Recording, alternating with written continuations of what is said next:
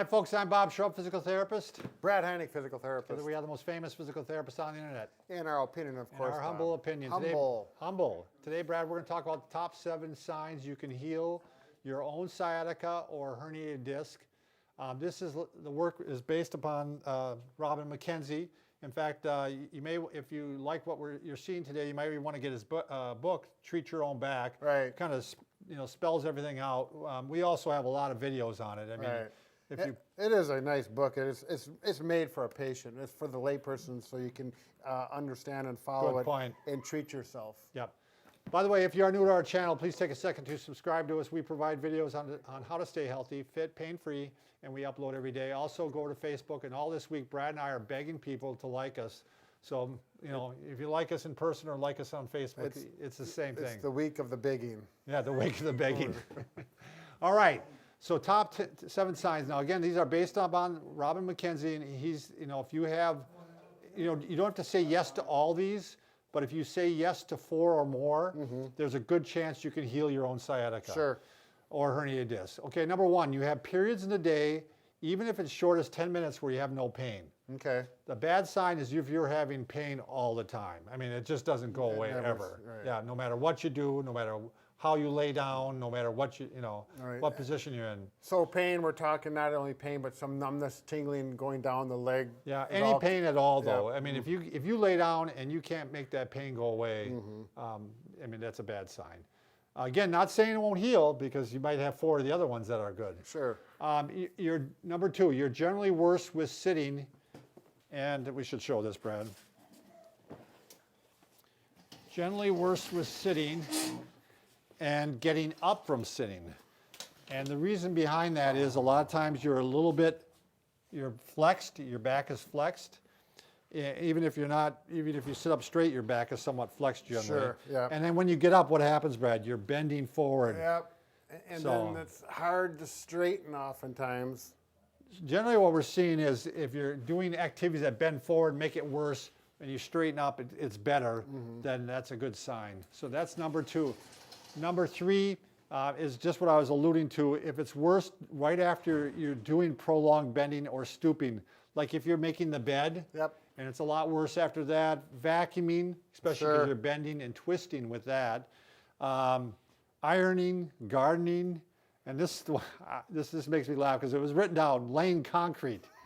I did lay concrete earlier in my life, Brad. I did it for a year and a half, but the average person I don't think is laying concrete.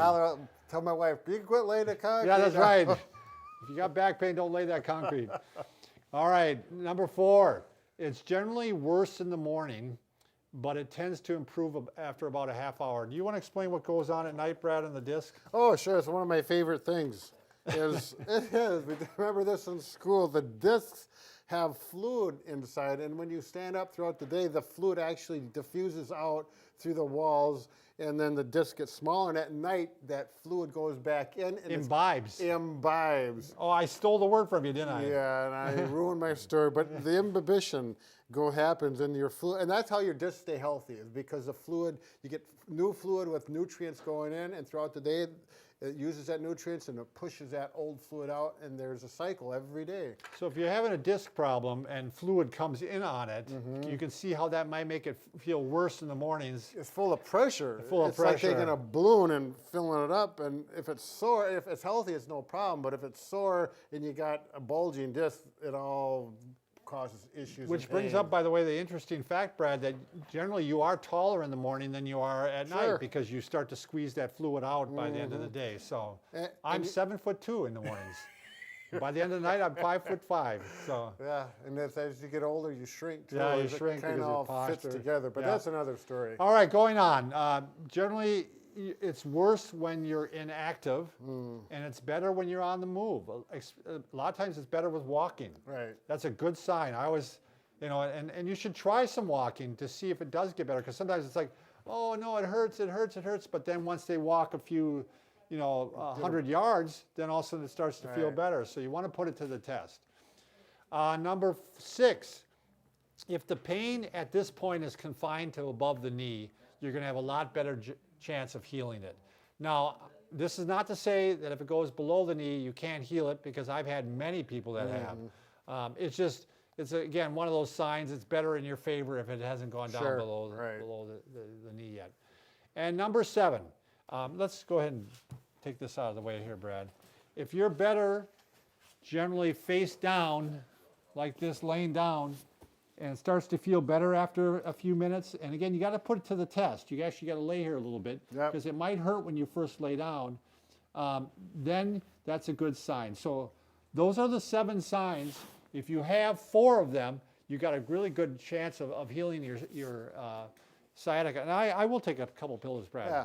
So, yeah, actually get a piece of paper out. You might have to rewatch the video and see which signs you have if you didn't keep track of it, because can be specific. And if you have the 4 positive signs, you're going to want to watch our videos on McKenzie, the McKenzie program. Right. Because we're going to just type in Bob and Brad in the search engine up on top, and type in McKenzie, M-C-K.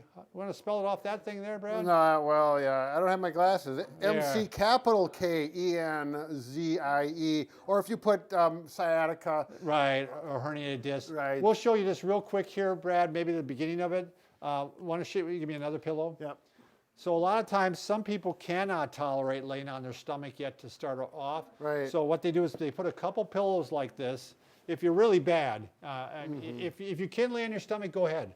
But you lay down on your stomach like this, and this is all you're going to do on the first day probably. Right. And your head might be down, but your head is Bob's down, talking. right. But And I don't want to cover my mic. oh, right. But then, over time, what you try to do is start slipping pillows out. And eventually you're going to get to the point where you slip them all out, and you're flat like this. You're going to lay like this. And then eventually you're going to do what we call the prone prop here, where you're propping on your elbows. Sure. I've had this progression in one visit. In the first visit, I've had 2 pillows underneath, and within a few minutes, take one out and then another. And maybe not all the way up to here in one visit, but And that's what you want to see. That's nice. Over a few days. Or you may be able to lay down on your stomach right away. Sure. And that's great. So then the next step, by the way, is going to be putting your hands underneath your shoulders, and you're going to start pressing up like this. What are we looking for, Brad? What are we looking for the pain to do? Centralize. Yeah. Right. So in other words, if he's got pain and symptoms going down the leg, and you do like 5 or 6 press-ups or up to 10 press-ups, and all of a sudden clearly there's no pain below the knee anymore, when before it was to the ankle, and it's gone from there, and it's from here up. Boy, that's great. Rest a little bit, do another 10. If things are really going good, it may centralize and get out of the leg completely. If that happens, you have a very good chance of healing it through exercise. Yeah, if you have the other thing going on, let's say it's getting worse in the leg when you do this, then you're going to have to do some of the advanced things that we do in some of our videos. Right. There's all these different things you can try to see if you can get it to come out of the leg. But that's the general goal, is to get it out of the leg. And you're only going to go further and further. I mean, your back, again, up as pain will allow, you want it to actually feel better, but you're going to eventually want to press all the way up like this. Now, this is something, again, that you're not just doing once a day. Right. You're trying to do this 5 to 8 times a day, like 10 repetitions.